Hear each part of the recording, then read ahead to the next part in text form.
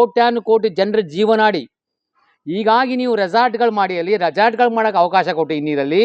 ಜೊತೆಗೆ ಈ power corporation ಇಷ್ಟು ಎಕರೆ ಜಮೀನನ್ನು ನೀವು ಮಾರಿ ಯಾವ ಕಾರಣದಿಂದ ಮಾಡಿದಿರಾ? ಇದು ನೀವಾಗಿದ್ದು ನೀವೇ. ಈಗ ಅಧಿಕಾರಿಗಳು ತಪ್ಪೊಪ್ಕೊಂಡಿದ್ದಾರೆ. ಈಗ ನೀವು ವಾಪಸ್ ಪಡೆದೇ ಹೋದರೆ ಉಗ್ರವಾದ ಹೋರಾಟ ಶುರುವಾಯ್ತದೆ. ಯಾವುದೇ ಕಾರಣಕ್ಕಿದು ಯಾವುದೇ ಆಸೆ ಆಮಿಷಗಳಿಗೆ ನಾವು ಬಲಿಯಾಗಿದೆ. ಈ ಒಂದು ಹೋರಾಟನ ಕೈಗೆತ್ಕೋಬೋದು. ಹಾಗಾಗಿ ಇಲ್ಲಿ MLA ಶಾಮೀಲಾಗಿದ್ದಾರೆ, ಅಧಿಕಾರಿಗಳು ಶಾಮೀಲಾಗಿದ್ದಾರೆ, ದೊಡ್ಡ ದೊಡ್ಡ ಅಧಿಕಾರಿಗಳು. ನೀವೆಲ್ಲ ಹೊಟ್ಟೆಗೆ ಏನು ತಿಂತೀರಾ? ನಿಮ್ಮನ್ನ ತಾಯಿನ ಮಾರ್ಕೊಳ್ರಿ. ನಿಮ್ಮ ತಾಯಿನ ತಾಯಿನ ಹಿಡಿತಿರಲ್ಲ ನೀವು, ತಲೆ ಹಿಡಿತಿರಲ್ಲ ನೀವು. ನಿಮ್ಗೆ ಸಂಬಳ ಬರಲ್ವಾ? ಸರ್ಕಾರ ಯಾರ ಅಪ್ಪನ ಮನೆ ಅಂತ ನೀವು ಮಾಡಿದ್ದೀರಾ ನೀವು? ಇದು ನಮ್ಮದು, ಇದು ಜನಗಳದು.